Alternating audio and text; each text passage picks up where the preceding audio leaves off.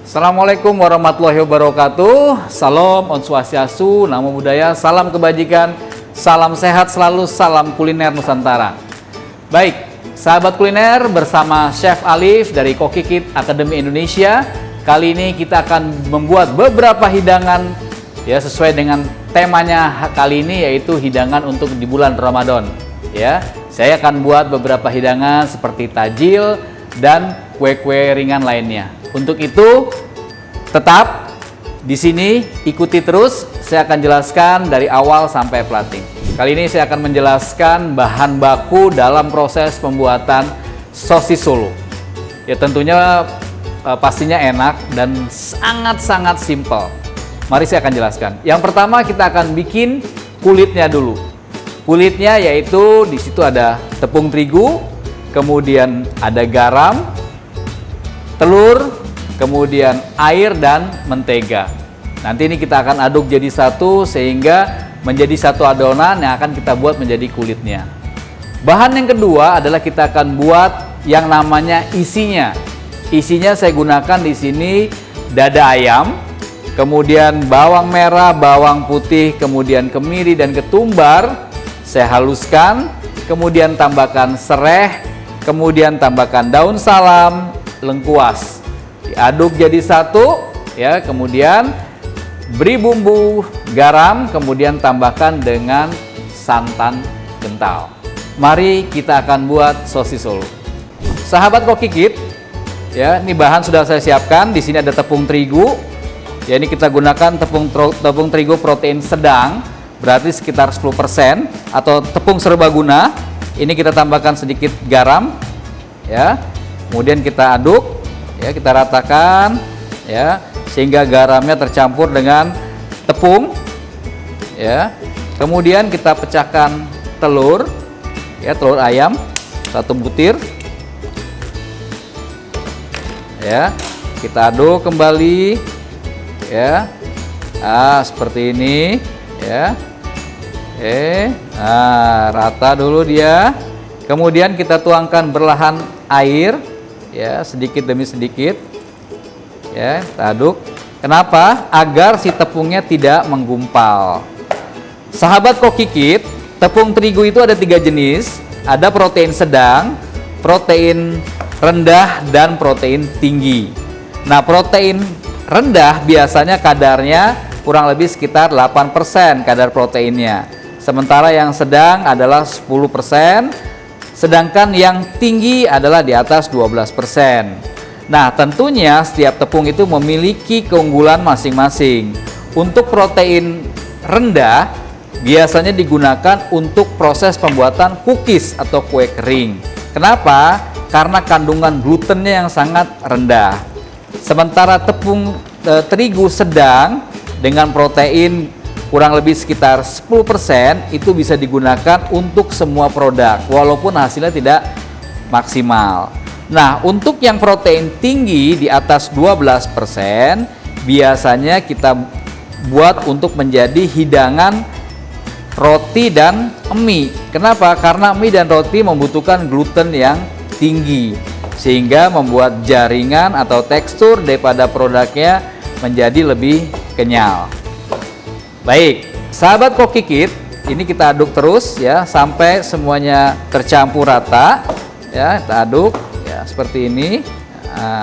Kita aduk, ya, kita tambahkan lagi airnya. Ini kulitnya kita buat tipis. Pastikan tidak ada gumpalan-gumpalan.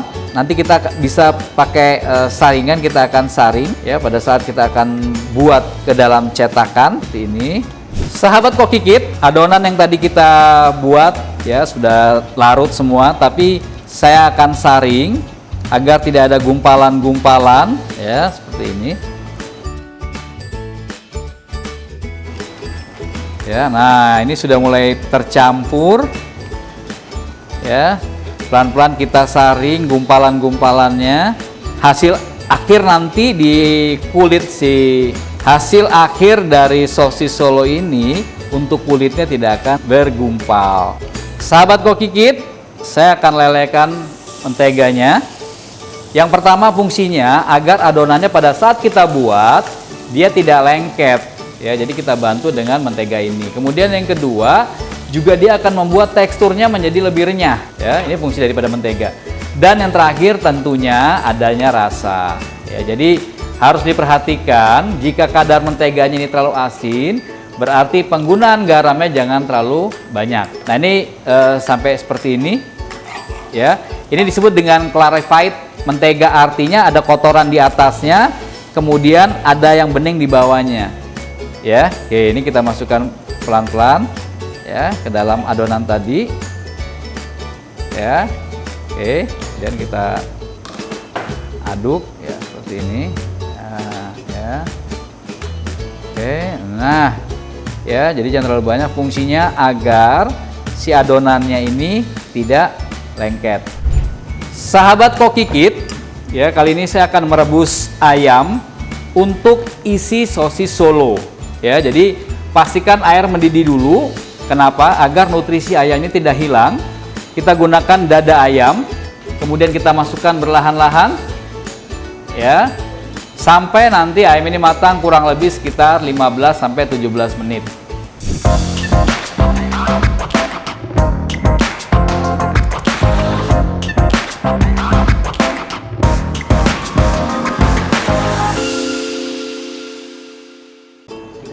Sahabat Kokikit, kali ini kita akan buat isian untuk sosis Solo. Ya, di sini ada dada ayam yang sudah saya rebus, kemudian ada bumbu yang akan saya blender, bawang merah, bawang putih, kemiri, ketumbar. Ya, ini akan kita blender jadi satu. Kemudian ada bumbu rempah lainnya, batang serai, lengkuas, dan daun salam. Ya, oke, mari saya akan blender bumbu halusnya ini, yaitu bumbu dasar putih ditambah dengan ketumbar ke blender. Kemudian kita tambahkan sedikit air, ya, dan kita akan mulai untuk blender.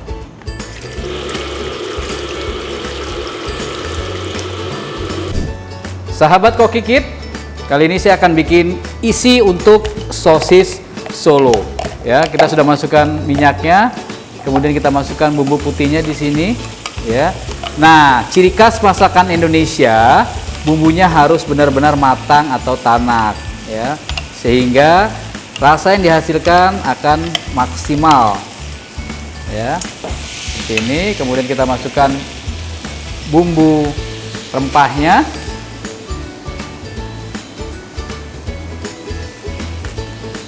Ya, oke, kita aduk. Ya, wah, ini aromanya sungguh spektakuler, ya, harum. Ya, ini bumbu asli Indonesia, bumbu putih. Sahabat Kokikit, ada 3 bumbu dasar di masakan Indonesia. Bumbu dasar putih, kemudian bumbu dasar merah, dan kemudian bumbu dasar kuning. Nah, ya, tentunya bumbu dasar ini mewakili dalam proses pembuatan hidangan masakan Indonesia, ya. Nah, jadi kita aduk sampai dia tercium harum, ya. Kemudian kita masukkan ayam yang direbus di suwir tadi, ya, seperti ini, ya. Nah, sahabat Kokikit, sosis Solo bukan berarti dia seperti sosis dalam masakan kontinental. Di sini pengertian sosisnya adalah digulung, ya, jadi seperti spring roll, ya, atau lumpia, ya, digulung. Jadi karena berasal dari Solo, mereka menamakannya sosis Solo. Ya, kita tuang santan, ya, santan encer tentunya, ya, untuk menghasilkan rasa yang sangat gurih. Kita biarkan sampai dia benar-benar reduce atau menyusut, ya. Oke, kita tambahkan lagi sedikit santannya, ya. Kemudian kita beri seasoning, kita beri garam, ya. Nah, ini kita biarkan sampai si santannya ini masuk ke dalam daging ayamnya, ya, dan mulai mengering. Jadi nanti kita bisa langsung gunakan.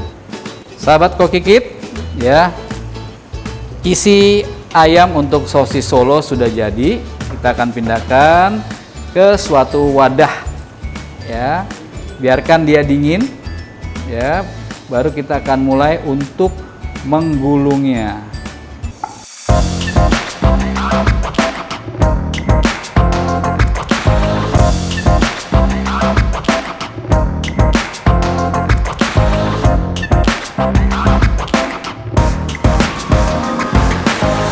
Kita mulai menggoreng ya, seperti ini ya, pelan-pelan. Nah, cantik sekali ya. Ya. Nah, ini sebentar aja ya. Nah. Oke. Nah, bagaimana? Mudah bukan, sahabat Kokikit? Ya, nah tentunya kami menggunakan varian ayam.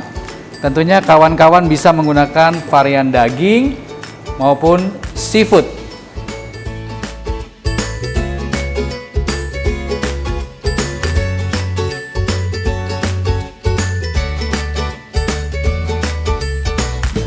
Sahabat Kokikit, proses demi proses, tahap demi tahap sudah kita buat, sudah kita lalui, dan inilah hasilnya. Sosis Solo Kokikit Akademi Indonesia. Saya Chef Alif, wassalam.